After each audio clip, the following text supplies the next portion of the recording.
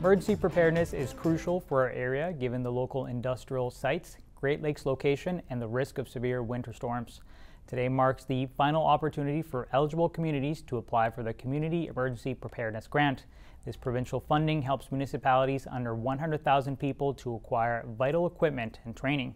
The application deadline is tomorrow, October 28th.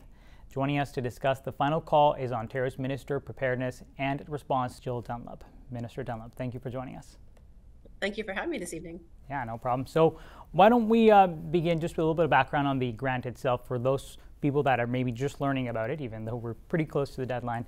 What is exactly the grant for, and what specific needs is it designed to address? Well, this is the Community Emergency Preparedness Grant, and it is part of our $110 million investment in ensuring that Ontario is safe, practiced, and prepared. So I've had the opportunity to travel across the province, and I think the exciting thing is that this isn't a one-size-fits-all for all communities. Each community has been so different in the equipment they've received, whether it's equipment or it's training for their volunteers or for staff.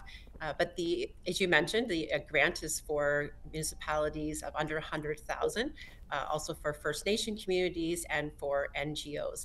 So I know in some of my own areas, I saw things like wood chippers, backup generators, chainsaws.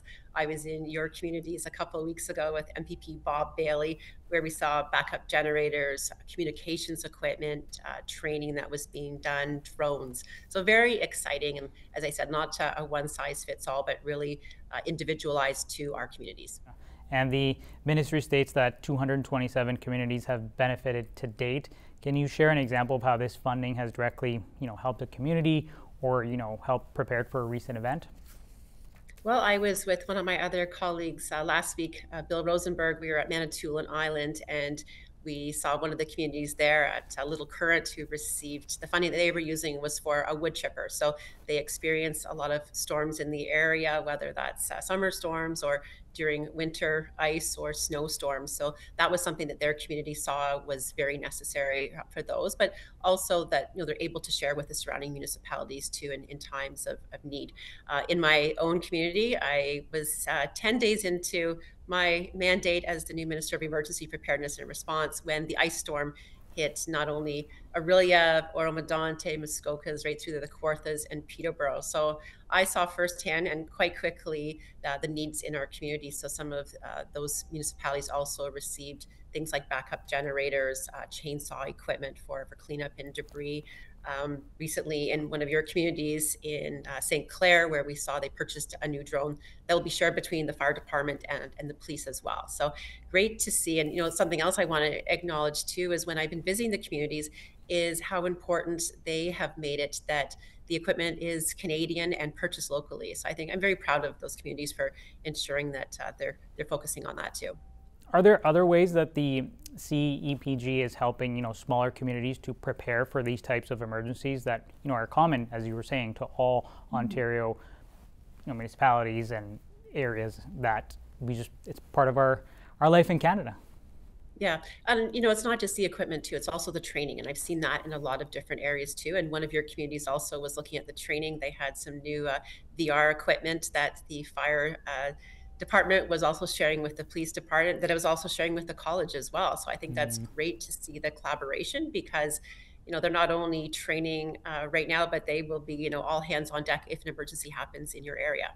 For anyone that's maybe going to run into any issues here, with your application, either municipality or NGO, do they reach out to the field officers or who can they contact? They can reach out to our ministry officials if there's any issues. Sometimes there can be technical issues with downloading things. I think we've all been in that situation, but if they can reach out to our ministry officials, then they can help them with that process. All right, so the application deadline, like we keep saying, is tomorrow, October 28th. What is the single most important message you want to send eligible municipalities, First Nations, and NGOs that haven't applied yet? They need to get it done as soon as possible. It's due tomorrow. And the portal will close tomorrow. So if they have not received funding in their first or second, or they have just not ever applied for it, they need to get in there. That's $50,000. And I've seen firsthand it can go a long way to purchasing equipment that is going to keep their community safe. Oh, and I guess one more question. Sorry. So if they do get the full amount, Does that amount get given out in installments, or for anyone that's interested in sort of that release schedule? No, I suspect that with the deadline tomorrow, that our partners will hear into the new year. They will come back. They'll be evaluated by ministry officials, and then municipalities will hear whether they were successful or not, and then that money will flow quickly after. So Perfect. it would be an installment. Perfect. Well, thank you for taking the time to talk to us. I really appreciate it. Thank you. Thanks for the time.